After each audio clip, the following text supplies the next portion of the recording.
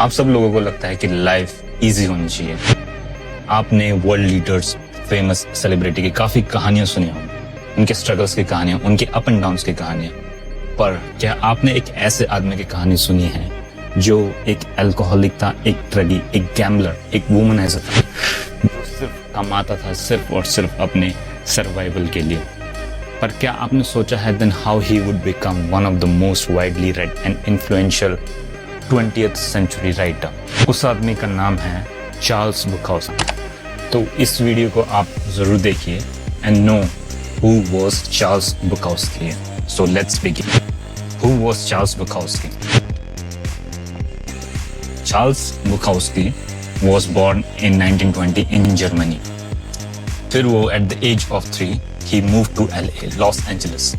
But हुआ क्या, बुकाउस्की के फादर उनको बहुत फिजिकली असॉल्ट और अब्यूज करते थे। उनका मानना यह था कि उनके फादर की इस ब्रुटैलिटी और क्रुएलिटी ने उनकी जिंदगी से एकदम नकलीपन हटा दिया था। And he used to say that because of this cruelty it has inspired him a lot to write honestly. The first documented published piece of writing by Charles Bukowski was in 1944 और उस documented writing का नाम था Aftermath of a Lengthy Rejection Slip, जो उन्होंने publish किया था when he was 24। पर आगे जो उनके साथ होने वाला था वो उन्हें बिल्कुल नहीं पता। अगली publication के बाद भी सक्सेस उन्हें इतनी आसानी से नहीं मिली। उनकी राइटिंग को एजेंट, पब्लिशर और न्यूज़पेपर हॉरिबल, डिस्गस्टिंग और डिप्रेव्ड मानने लगे। उन्हें लगा writing is full of rejection, so he essentially left writing and he essentially gave up his dream of becoming an author and he started drinking alcohol। और फिर start हुआ उनकी life का सबसे बुरा और horrible phase, the 10-year drunk phase which was from 1945 to 1955। इस period के दौरान चार्ल्स बुकाउस्की यूनाइटेड स्टेट में इधर उधर घूमते और जॉब्स करते। और जॉब्स जैसे ट्रक ड्राइविंग, डिश वॉशिंग। वो सिर्फ इतना कमाते जिसमें उनका रहने का और अल्कोहल का इंतजाम हो जाता, और जो भी वो पैसा कमाते ड्रग्स, अल्कोहल और प्रोस्टिट्यूशन पे गवा देते। कभी कभी वो अपना पूरा दिन सिर्फ एक स्लाइस ब्रेड पे ही गुजारते थे। सड़क पे रात गुजारना, गैम्बलिंग तो मानो आम बात हो गई थी, और राइटिंग तो ऑलमोस्ट बंद ही हो गई थी उनकी लाइफ।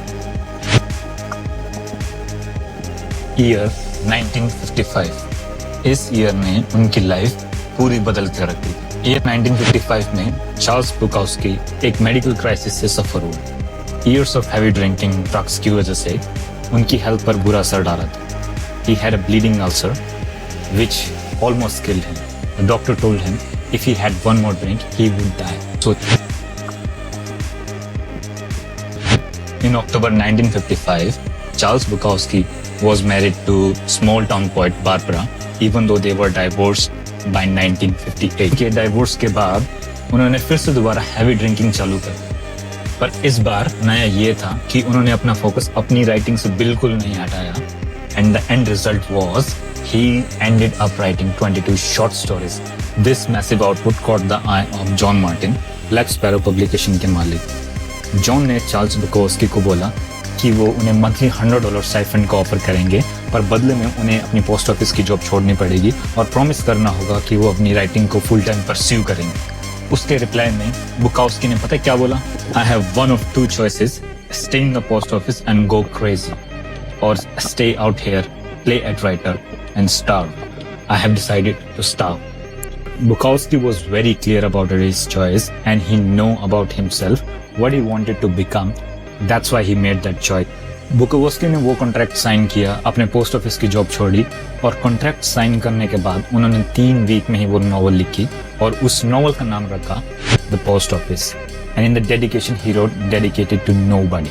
और फिर क्या था, फिर उन्होंने 6 novels and 100 of poems लिखी and sold over 2 million copies of his books. From an alcoholic and druggy man, he became one of the most internationally celebrated author and writer.